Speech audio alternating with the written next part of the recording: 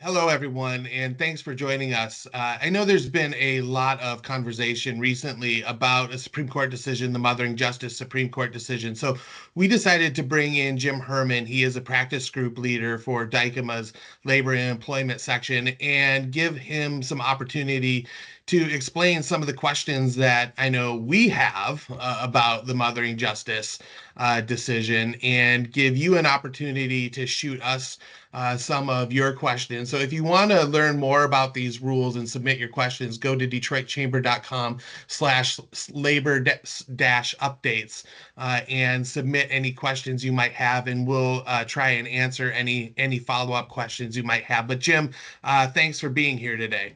Happy to be here. Thanks for having me. So, as I mentioned, this decision is creating quite the stir in Lansing, in Detroit, across the state. Tell me, who does this impact? Does this impact every single business and It, employer? it does. It affects every single business. So, unlike the old Paid Leave Act that we had in Michigan, where there were carve outs for small employers, an employer defined by the Earned Sick Time Act is anyone with one or more employees. So it's basically every employer in the state, from the smallest, two-person lemonade stand to the largest corporation, and it is the impact is pretty significant in terms of the kinds of tracking you need to do for time off, the grant of time off you have to give to people for reasons permitted under the Earned Sick Time Act, and the potential liabilities if you don't do it. So it's a really big deal. So, is it just businesses or is it all employers? It's all employers, individuals too. So, in theory, if you're employing a babysitter, to come in and watch your kids, that's an employee, and you may need to give them earned sick time. So it's very broad. Okay, so let's think this through. So I work for an employer at the chamber, and I would assume Dykema is the same. That is a very generous employer, and already gives me a pretty good sick time benefit, better than what would be required under this law. I think 72 hours. But what happens now is that it's rolled into one PTO bank.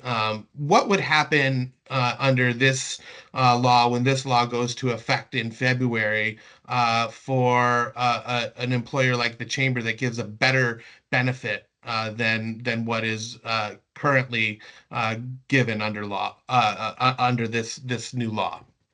So there's a couple problems, for a lot of employers. So first, I think the chamber, like Dykema, like a lot of employers, they don't require employees to accrue time off, right? They just give a grant at the beginning of the year, or on your anniversary date, you get 3 weeks or 4 weeks of PTO time that you can use to go on vacation. You can use because you need to take some time off because you're ill, or to go tend to a family member, whatever it is. That's not the case under the Earned Sick Time Act. The Earned Sick Time Act, you have 72 hours, and that has to be accrued during the year. There's no exception unlike the paid leave law that we currently have, that allows you to grant employees more time off. You still have to accrue it, and it has to be available for use for the purposes under the act. So what the impact is going to be for most employers is having to sever that PTO time into a sick time bank and a vacation bank, just like in the old days before we all got the idea of doing PTO. Because what you have to do with that earned sick time each year is, if the employee doesn't use it, you have to let them carry it over into the next year. And now they don't have to pay them out at the end of the year, but they can use up to 72 hours each year, and then has to be carried over year if they don't use it. So from a record keeping standpoint, you need to make sure that you're breaking those things out and having a separate bank. That one grant of PTO time at the beginning of the year is not compliant with the act. So my really convenient PTO is going to have to get broken up into sick time and vacation time now, and it's just going to be a pain, is what you're telling me. It's not only going to be a pain, employers now are going to have to start tracking that in increments down to the smallest amount that your timekeeping software will track. So if your timekeeping software tracks to the 6 minute increment, somebody wants to take 6 minutes of sick time, you have to track it to 6 minutes of sick time, because it's 72 hours, right? So you have to track it down to that 6 minute increment. Versus most employers that'll say, look, you have to take a half day or a full day if you want to take sick time. We're not going to track it that closely. Um, Let me give you a hypothetical, Jim, that is yeah, not really a hypothetical. I'm actually predicting this is going to happen.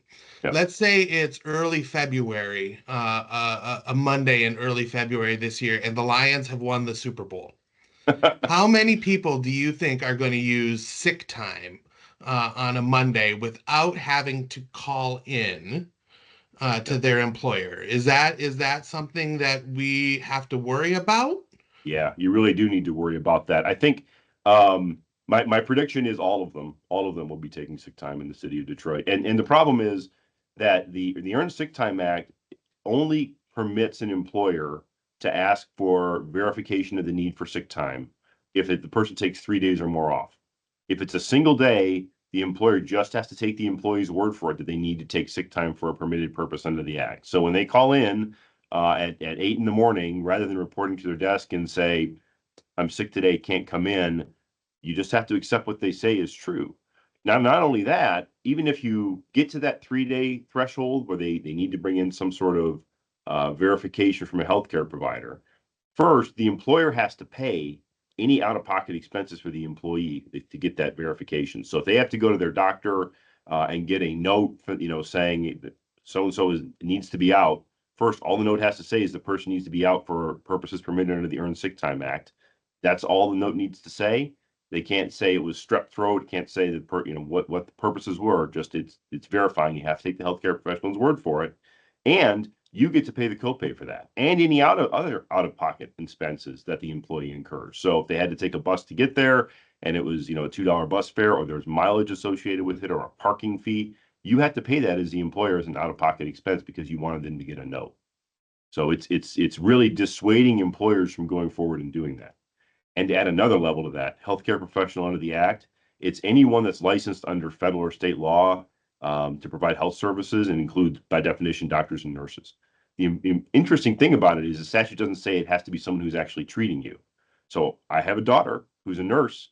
If I don't want to come in for 3 days, I could call her and say, "Hey, Hadley, could you write me a sick note for 3 days?" And all it has to do is say, Hadley Hermon says that this guy needs to take time off for sick time, and that is the only inquiry an employer can do. So it's a real problem because we all know that those healthcare providers out there that, well, well-meaning, want to give their employees that time off. They think they need it. Maybe don't do that deep dive into whether or not if this process is getting abused. So I think you're going to see a lot more abuse both in the 1 day increments as well as these longer periods of time for all those Sure, reasons. sure. Well, we all know that you can always find a doctor on the internet to tell you to give you a note to tell Right. you anything. So that gets me to the question about rebuttable presumption. It's a term that seems to make sense to people like you who have law degrees, but not to people like me who don't. Mhm. But the more I hear about it, it seems like something our members should probably understand a little bit better. Can you help us understand it? Sure. So, we all are familiar with that maxim of you're innocent till proven guilty. And what a rebuttable presumption is, it's the statute flips that on its head and says you're guilty until you prove yourself innocent. That if somebody alleges that you engaged in conduct that's prohibited by the act, and what the act says is that if you take an adverse employment action against somebody within 90 days of them engaging in certain activities that are protected by the act. So, and it's not just taking leave, it's also things like informing people about what the Earned Sick Time Act requires, telling an employer they don't believe the Earned Sick Time Act is being complied with. If they engage in those behaviors and then some adverse employment action is taken with them against them within the next 90 days, then there is a presumption in the law that you violated the law when you made that decision, that the reason you did that was because you were retaliating against them, and you have to prove yourself innocent to the judge or to a jury by saying, look, well, this guy was about ready to get terminated anyway. Had we given him 3 performance improvement plans. He had 2 days left to improve before he was being let go. But there's a rebuttable presumption the reason we actually pulled the trigger was because he made a complaint about not thinking the employer is complying with the Earned Sick Time Act. So it basically flips on its head the idea that you're innocent until proven guilty, and says to the employer, it's up to you now to prove that you didn't do something wrong. So my last question for you, Jim, before we wrap up, I grew up north, and there is a lot of part-time employees up north, and I know there's a lot of part-time employees in the region. How are part-time employees handled under this act? Part-time employees are like any other employees, right? So you're going to have to accrue sick time for them, and this is paid sick time, right? Out of pocket, um, where they're going to be accruing 1 hour of sick time for every 30 hours they work. Now they're not going to accrue it very fast if they're truly a part-time employee. But remember, this stuff also doesn't go away. It has to roll over year to year. So I was thinking about the jobs that I had when I was in high school, that I and then going to college that I worked at a bookstore and I worked shifts, a couple 4 hour shifts in the evening just for some spending money, right after school. So 8 hours a week, right? Not a whole lot of time, but I'm going to accrue an hour of sick time about a month every month. Not a whole lot, but over the course of a year, you're going to get a day or two off that you're going to accrue. And remember, even if you leave your employment, if you're rehired 6 months later, you have to reinstate that sick time. So I think about the times that I would work during the summer, I would accrue some sick time then, right? Hmm. Theoretically. Then I would leave to go to school, come back at Christmas, maybe work a few shifts to put some money together for Christmas gifts. Well, my sick time gets reinstated at that point. So I now have more sick time that I can take off. Then if I come back to that employer in April or May when I come back from school, I get to go back on my sick time bank again. So it's not just part-time employees, it's these incidental employees who are going to be kind of coming and going over time. The employer is going to have to track that time off and give them paid time off, where in the past we never had to do that for people, right? I We could wonder if I've say, got some yeah, sick time left at Don's IGA. I'll have to right, check. exactly. Exactly. It's we never had to do that before. Before we could say, look, you have to be a full-time employee before we're going to be giving you paid time off. That's a benefit. It's hard for us to track. It's expensive for us to pay for, but the Earned Sick Time Act doesn't give that option to us. So even those incidental employees, short periods of time, they're entitled to sick time.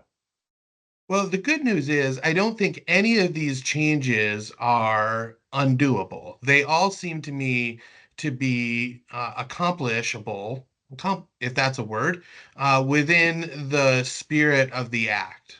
Even though the court said we have to put this act in place, I think we can make these changes and still accomplish what the petitioners wanted to accomplish. So we at the chamber, along with some of our other colleagues, have been working with the legislature and try and educate them along with our members on why it's important to take this issue seriously. And hopefully, we'll be able to accomplish some changes that will make this act more palatable for employers. So, Jim, thank you for your time this afternoon and helping our members and hopefully some policymakers understand. So if you want to learn more about this issue and the progress that we are making on it, please go to detroitchamber.com/labor-updates.